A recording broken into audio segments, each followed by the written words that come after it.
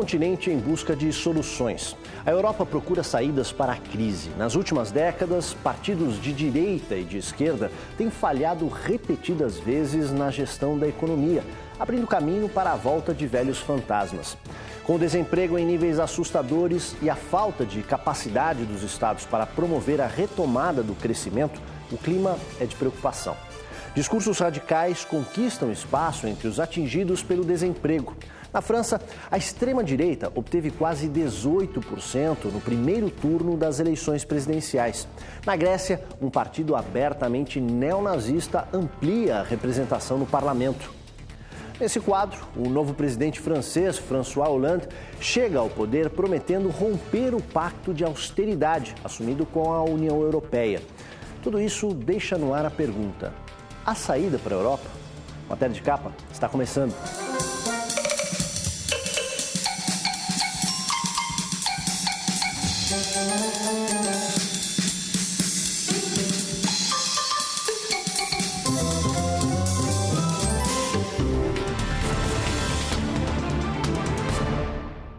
Após a vitória nas urnas, o choque entre as promessas de campanha e a realidade. François Hollande sabe que boa parte do que foi prometido não pode se tornar realidade, pelo menos por enquanto, por motivos econômicos e políticos. Je ne sais pas si vous m'entendez.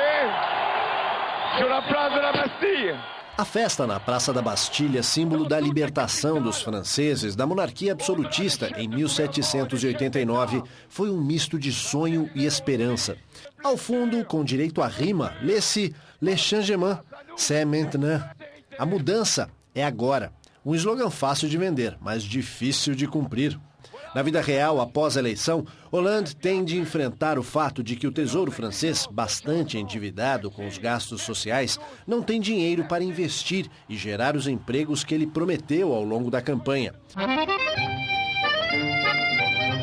A França tem um déficit de 86% do PIB, o Produto Interno Bruto, a soma de tudo que o país produz ao longo de um ano. Em outras palavras, o país já vem gastando muito mais do que arrecada e não tem de onde tirar mais dinheiro. A menos que se endivide ainda mais, o que contraria o pacto assumido pelo governo com seus parceiros da União Europeia. Para mudar esse quadro, o novo governo precisa de autorização do parlamento. Acontece que em junho, os franceses votarão em eleições para o legislativo. Hollande terá de conquistar maioria no parlamento, hoje controlado pelos partidos de centro-direita, para levar adiante as mudanças que vinha prometendo. Uma delas é a redução do desemprego, que atualmente atinge 10% da força de trabalho. Diante da ameaça de aumentar os impostos para os mais ricos, o novo governo poderá afugentar os investidores, o que torna ainda mais difícil a ampliação da oferta de empregos. A opção seria contratar mais funcionários públicos, mas para isso seria preciso que o caixa do Tesouro estivesse reforçado, o que está longe da realidade.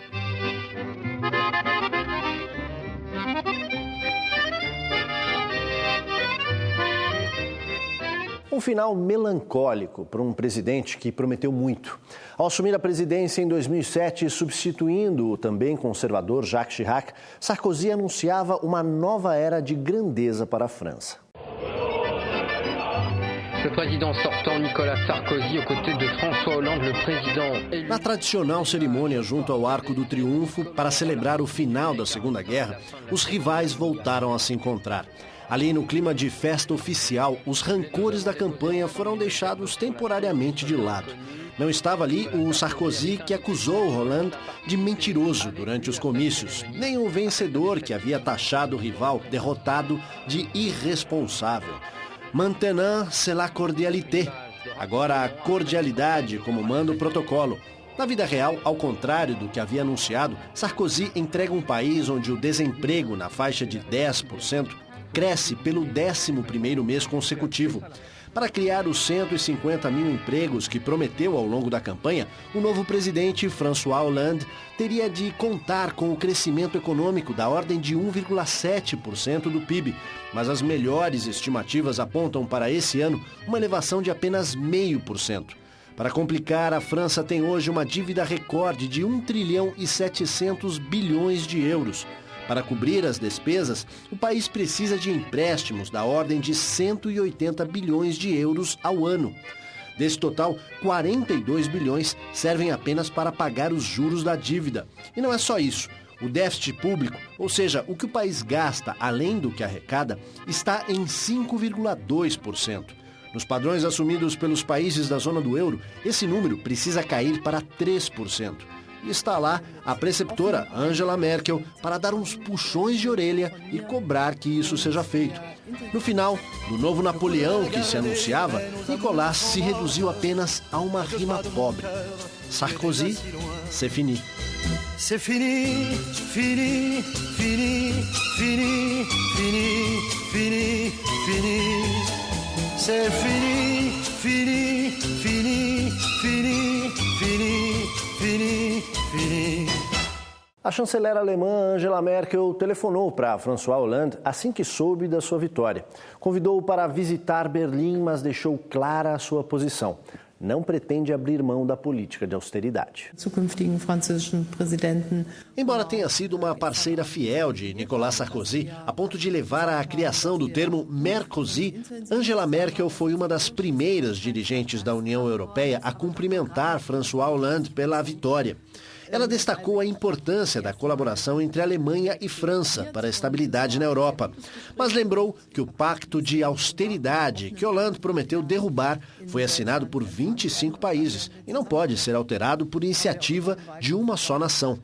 A chefe do governo alemão voltou a defender o corte de gastos e a busca de um equilíbrio entre receita e despesa entre os países da União Europeia, afirmando que esta política é essencial para levar os países do bloco a superar a crise.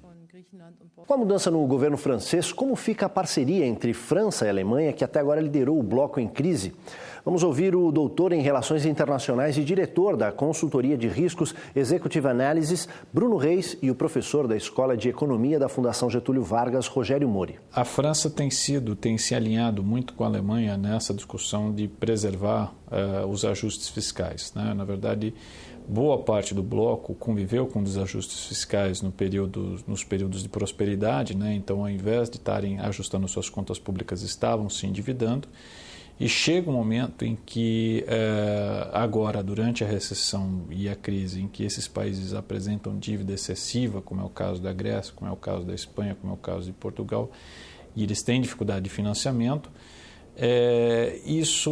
essas dificuldades elas se traduzem na necessidade de um ajuste fiscal. Só que há um dilema que há que ser resolvido dentro dessa equação, que é o dilema crescimento versus estabilidade e manutenção do euro. Então, hoje, a opção que tem sido é sacrificar o crescimento em função dessa manutenção dentro do euro, que necessita, obviamente, de um ajuste fiscal desses países. E esse ajuste fiscal limita a capacidade de crescimento. Então, essa é a balança com a qual esses países têm convivido e a sociedade agora, que com taxas de desemprego tão elevadas na Europa, em determinados países acima de 20%, começa a se sentir cada vez mais frustrada, até porque os horizontes de crescimento são bem limitados dentro dessa região. Então, a resposta das zonas na França, eu acho que vai um pouco nessa direção. A Europa não voltou a crescer, a população está sancionando os governos que adotaram essas medidas, e a Angela Merkel vai ficar numa situação complicada, porque ao mesmo tempo ela está se isolando na Europa, os países europeus estão começando a ter um sentimento anti-alemão que não tinha desde a Segunda Guerra Mundial, e ao mesmo então ela está sentindo isso, ela está ficando isolada. O Sarkozy era o seu principal aliado, ele também foi sancionado nas urnas e saiu. O Hollande vai ser muito mais crítico em relação à posição da Alemanha. Então eu acredito que Angela Merkel vai, para manter essa parceria com a França, para se mostrar que ela não é totalmente míope ao que está acontecendo na Europa, ela vai aceitar uma flexibilização do papel da Europa. Na Inglaterra, o primeiro-ministro David Cameron saiu duplamente derrotado nas recentes eleições municipais. Além de ver o Partido Trabalhista da oposição vencer na maioria das cidades, ainda teve de suportar a vitória do seu adversário dentro do Partido Conservador na disputa pela Prefeitura de Londres. O Oficialmente, a reeleição de Boris Johnson para a Prefeitura de Londres deveria ser considerada uma vitória de todos os conservadores que integram o partido de Cameron. Mas na política, às vezes, o inimigo pode estar mais próximo do que se imagina. Acontece que Johnson é o maior rival de Cameron dentro do partido e sua reeleição o credencia para disputar com o primeiro-ministro a chefia do governo nas eleições de 2015. E ainda, o cacife eleitoral de Johnson pode aumentar mais se as Olimpíadas de Londres forem um sucesso, como ele promete. À frente da prefeitura londrina, Johnson foi um dos principais organizadores dos Jogos. Embora pertença ao Partido Conservador, Boris Johnson faz o gênero descontraído, tenta passar uma imagem de juventude e explora situações de humor que os britânicos tanto apreciam. Enfim, se Cameron durar até 2015, não será fácil se livrar desse inimigo que mora ao lado. Na Itália, o recado das urnas também veio após as eleições municipais. Os partidos contrários ao programa de corte de gastos do governo foram os mais votados. Este foi o primeiro teste eleitoral do primeiro-ministro Mário Monti, que defende as medidas de austeridade impostas pela União Europeia. Ao assumir o governo em novembro último, ele se comprometeu a levar adiante os programas de contenção impostos pela Alemanha, em troca de ajuda financeira. Esses ajustes se destinam a acertar as contas do país, mas impedem os investimentos que poderiam gerar empregos e permitir o reaquecimento da economia. Nas ruas, a população rejeita as medidas. Sicuramente c'è una reazione. Esta mulher afirma que as pessoas estão com medo da crise. O governo Monti porta em conclusão a legislatura. Já o líder do grupo de centro-esquerda, Partido Democrático, Pierluigi Bersani, disse que pretende dar um tempo para que o governo apresente uma alternativa de crescimento. Se isso não acontecer, ele pretende lançar a proposta de reconstrução nacional, que levaria à convocação de novas eleições. John Maynard Keynes, um dos principais teóricos da economia, aconselhava os governos a aumentar investimentos e diminuir os impostos sempre que a economia vai mal. Depois que ela se recupera, o Estado deve reduzir a interferência. As medidas de austeridade adotadas pela Europa contrariam essa receita, que poderia resolver o problema. Mas será que a receita de Keynes pode ser aplicada agora? É como se o governo, dentro dessa visão keynesiana, funcionasse como um motor de arranque, quer dizer, ele faz a economia pegar, na hora que pegou ele sai e deixa o setor privado ir. Essa é a dimensão que seria adequada. O problema que você enfrenta nesse momento é que as economias europeias elas não têm esse motor de arranque, porque, na verdade, elas consumiram esse potencial durante o momento de prosperidade. Durante a década passada, enquanto essas economias ingressaram no euro, elas continuaram gastando mais do que elas arrecadavam, se endividando enormemente, né? Boa parte delas não cumpria os parâmetros que estavam previstos dentro da comunidade, os parâmetros fiscais, e com isso elas entraram em uma situação de recessão que veio a partir de 2008 e 2009 sem uma capacidade de reação, quer dizer, elas não tinham motor de arranque, uma vez que elas já carregavam uma dívida relativamente grande, já vinham com um desajuste fiscal relativamente pronunciado. Então, apesar de que, de fato, esse seria o momento para estimular a economia, o momento para estimular a demanda, eles não têm esse instrumento. Eles estão limitados pelo seu endividamento, eles não têm um instrumento via setor externo, ou seja, como essas economias não têm moeda, elas não têm como depreciar ou desvalorizar a sua moeda em relação às demais para estimular as exportações. A política monetária não faz parte desses países, ou seja, o escopo de política econômica desses governos é limitadíssimo para reagir nesse momento à recessão que elas convivem. O governo francês é o 11º a cair em consequência da crise na União Europeia. Ao contrário da maioria dos anteriores, desta vez a troca foi de um governo de centro-direita por um de esquerda. Mr. Speaker, first of all, I think the whole country... O ex-primeiro-ministro britânico Gordon Brown, do Partido Trabalhista de esquerda, foi o primeiro a cair. Ele foi derrotado nas eleições de maio de 2010, vencidas pelo direitista David Cameron. Junho de 2011. A crise derruba o socialista José Sócrates, então primeiro-ministro de Portugal, substituído por Pedro Passos Coelho, eleito por uma coalizão de centro-direita. Na Espanha, José Luís Zapatero, do Partido Socialista, perdeu as eleições de novembro de 2011 e foi substituído por Mariano Rajoy, líder do direitista Partido Popular. Ainda em novembro, pressionado pelo agravamento da crise, o direitista Silvio Berlusconi renunciou, abrindo caminho para a formação de um novo governo, liderado por Mário Monti, à frente de uma coalizão de centro. Outros países europeus onde os governos foram varridos pela crise são a Holanda, Irlanda, Dinamarca, Grécia, Finlândia e Hungria. No próximo bloco, o que esperar de um país onde os ministros mandam os desempregados procurarem trabalho no Brasil ou vem na exportação de pastéis doces uma receita para sair da crise? A gente volta já.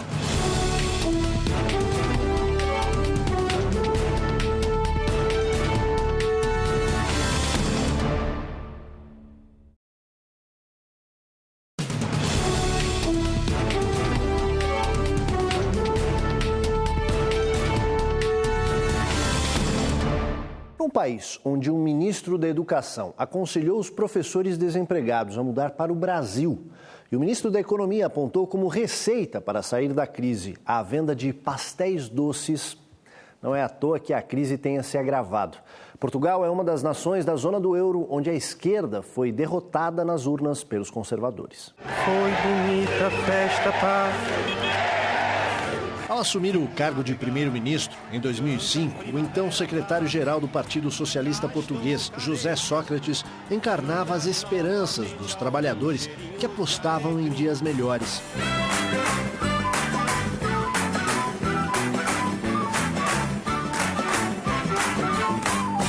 Em junho de 2011, os socialistas deixavam o poder, derrotados pela direita, liderada pelo atual primeiro-ministro Pedro Passos Coelho. Nos 6 anos em que ocuparam o poder, os socialistas não apenas deixaram de cumprir o prometido, como entregaram uma economia ainda mais frágil. Controle Invest, pá! Grupo Amorim, pá! E a Toyota, pá! O desemprego atinge perto de 14% da força de trabalho e o governo acabou recorrendo a um pacote de resgate do FMI e Banco Central Europeu para evitar a falência. Com o país mergulhado na recessão, os conservadores também têm falhado nas tentativas de promover a retomada do crescimento. Para os analistas, isto não surpreende, já que um de seus ministros chegou a propor aos professores desempregados que procurem emprego no Brasil. E para tirar o país da crise, outro integrante do gabinete defendeu a exportação de pastéis de Belém, iguaria tradicional do cardápio lusitano. Cálculos rápidos indicam que seria necessário exportar cerca de 2 bilhões e 600 milhões desses pasteizinhos para pagar só uma pequena parcela do déficit público do país. Esse número significa o dobro da população da China. Desemprego, pá! Férias sem emprego, pá! Desemprego, pá! Férias sem emprego, pá! Outro país com graves problemas econômicos na zona do euro é a Espanha. A recessão vem castigando os espanhóis desde o ano passado e deve durar até 2013, segundo os especialistas. E a pior consequência é a falta de postos de trabalho. Com muita preocupação e poucas esperanças. É assim que o mundo olha para a quarta economia da zona do euro. O governo espanhol prevê que a economia do país deve encolher este ano. O PIB de 2012 deve ser 1,7% menor do que o do ano passado. O principal obstáculo é o desemprego recorde, que atinge 1 em cada 4 trabalhadores. 5 milhões e 600 mil espanhóis estão sem trabalho. Todos os dias, com sol ou com chuva, filas como esta se formam nas principais cidades. Tenho 2 filhos maiores. Para esta desempregada, a busca pelo emprego é como procurar uma agulha num palheiro. Este outro diz que, se a crise continuar, terá que sair do país para garantir o sustento da família. Enquanto isso, o governo direitista, que assumiu o poder em novembro do ano passado, criticando os antecessores socialistas, continua a pedir mais esforços da população, como fez a vice-presidente Soraya Sáenz Santamaría. Que quizás se les está pidiendo un esfuerzo más y llevan muchos. Para o professor da Escola de Economia da FGV, Rogério Mori, recuperar os empregos sem investimentos é uma tarefa quase impossível para qualquer governo. Hoje, com o mundo crescendo menos e em recessão, o sentido da política fiscal deveria ser uma política fiscal expansionista, ou seja, aumentar gastos e até cortar impostos, estimular a demanda para reestimular o crescimento do setor privado dentro desse processo. Só que essas economias não têm capacidade de fazer isso nesse momento dentro do que elas estão na zona do euro e até pelo excesso de endividamento que elas já convivem, né? Então, o próprio mercado tem dúvidas em relação à sustentabilidade da dívida de vários países e inverter essa política fiscal no sentido de tentar estimular a economia só agravaria as dúvidas dos mercados e que dificultaria ainda mais carregar a dívida da Espanha, de Portugal, de Grécia, assim por diante. E aí isso reforça aquele dilema que esses países vivem nesse momento, entre ficar dentro do euro, e isso implica em um ajuste fiscal recessivo, ou abandonar o euro e aí assumir uma nova moeda, reintroduzir a moeda desses países e praticar assim uma política que elimine, pelo menos diminua esse desemprego que essas economias convivem nesse momento. Depois de 2 pacotes bilionários de resgate e um calote negociado da dívida, a Grécia continua em crise. E o que é pior, ainda vê o crescimento dos grupos extremistas, incluindo um assustador partido neonazista. O ovo da serpente está gerando suas crias. The dirty conspiracy against the nationalists in all over the Greece and in all over the world. Esse é o líder dos neonazistas gregos, Nikolaos Michaliakos. Ele está gritando com os jornalistas, a quem acusa de conspiração contra seu partido, o Aurora Dourada. Ao chegar para uma entrevista à imprensa, um de seus seguranças ordena que os repórteres fiquem de pé em sinal de respeito. Um dos jornalistas pergunta o que aconteceria com quem se recusasse a ficar de pé. E o chefe do partido responde que quem não concordar deve sair. Esta é uma pequena amostra do comportamento desses grupos radicais que estão crescendo na esteira da crise nos países europeus. Na Grécia, os neonazistas saíram da obscuridade para a conquista de 21 cadeiras no parlamento. Isso enquanto os partidos tradicionais de centro, de esquerda e direita, que saíram das recentes eleições com um número reduzido de cadeiras, não conseguem formar maioria para sustentar um novo governo. Em meio à crise que varre o continente, um único país consegue se manter como a terra prometida para os desempregados dos países vizinhos, a Alemanha. E é para lá que estão indo espanhóis, portugueses e gregos. Só em 2011, a Alemanha recebeu 240 mil imigrantes, o dobro do ano anterior. São pessoas como esses jovens engenheiros espanhóis que imigraram recentemente para fugir da crise no país deles. Só uma das áreas industriais da Alemanha está oferecendo mais de 7 mil vagas, a maior parte para engenheiros. Ao contrário desse grupo, que domina bem o alemão, outros imigrantes chegam sem conhecer a língua. Mas isso não é problema para as empresas locais. Elas colocam intérpretes e assistentes sociais para apoiar os recém-chegados. Única economia da zona do euro a apresentar crescimento em torno de 3% e uma expansão de 12% das exportações, a Alemanha se tornou um polo de atração de mão de obra qualificada dos países vizinhos. A preocupação entre os governos desses países é que o gigante alemão se torna ainda mais industrializado e avançado tecnologicamente, deixando para os demais apenas a exploração da economia agrícola e a exportação de matérias-primas.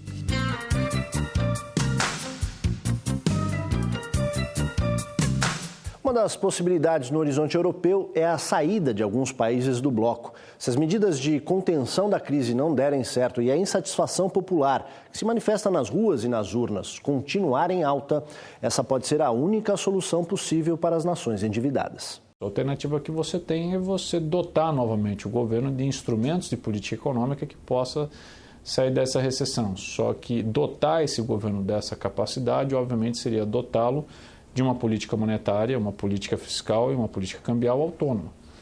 E ele só pode fazer isso se ele sair do euro. Então, ele está engessado hoje do ponto de vista de política econômica. Para que ele possa reagir, ele tem que sair. Sair é o quê? Reintroduzir uma moeda, a dívida que existe em euro continua existindo, você renegocia e passa a emitir uma dívida numa nova moeda. Isso obviamente vai se transformar em uma inflação grande dentro desses países, né, porque essas moedas vão perder valor rapidamente, mas a tendência é que no médio prazo você possa ter aí alguma recuperação. Eventualmente no curto prazo a recessão pode piorar, mas você dota o governo novamente de instrumentos de política econômica. Esse é um cenário possível, que pode se caminhar para esses países com essa magnitude. A questão é que quando um sair, é possível que você tenha aí algum efeito dominó em algumas economias mais frágeis, que estejam mais fragilizadas desse momento dentro do euro. O bloco não vai se extinguir, mas qual o modelo de Europa que a gente vai ver no futuro? Eu acho que essa é a grande questão. Tem basicamente duas opções. O status quo, muito pouco provavelmente, vai se manter. Então, ou vai ter um esforço conjunto das principais potências para ter um sistema um pouco mais federativo, tá?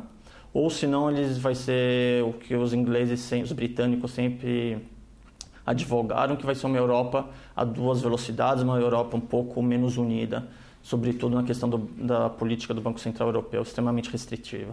No próximo bloco, existe luz no fim do túnel para os países em crise? E mais, como nos tempos dos czares, o esplendor do Kremlin se abre para receber os novos donos do poder. A gente volta já.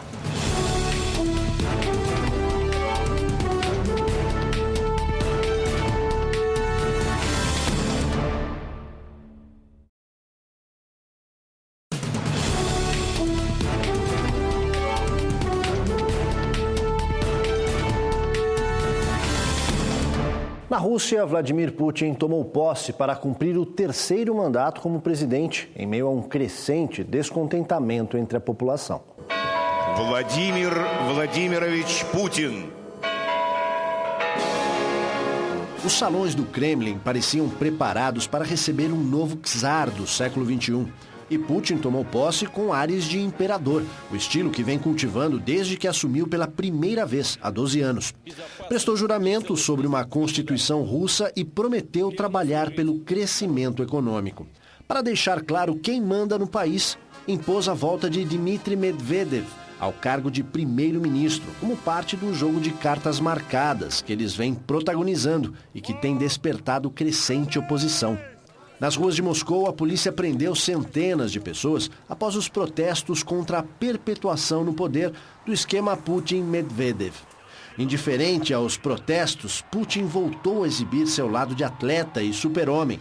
Participou de uma partida de hóquei, devidamente filmada e transmitida a todo o país, como parte da campanha de propaganda do governo.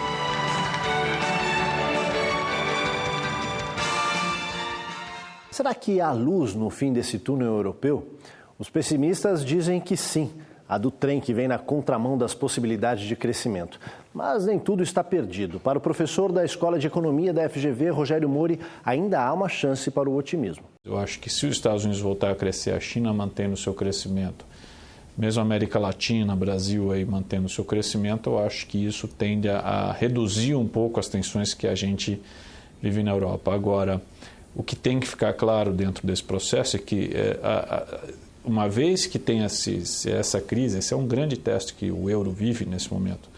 Caso ele seja passado, eu acho que há necessidade da Europa fazer uma reflexão em relação aos próprios parâmetros ao que esses países se inserem e como eles vivem dentro do euro, né? Diante das aflições que atormentam os povos da Europa, é preciso lembrar que esta não é de longe a primeira e nem a mais grave crise já enfrentada pelo continente. E em todas essas ocasiões, os países da região, alguns com mais de 1000 anos de história, sempre souberam dar a volta por cima. Como certamente saberão fazer agora, uma questão de tempo. Matéria de Capa fica por aqui, voltamos no próximo domingo às 7 da noite. Uma boa noite a todos e até lá.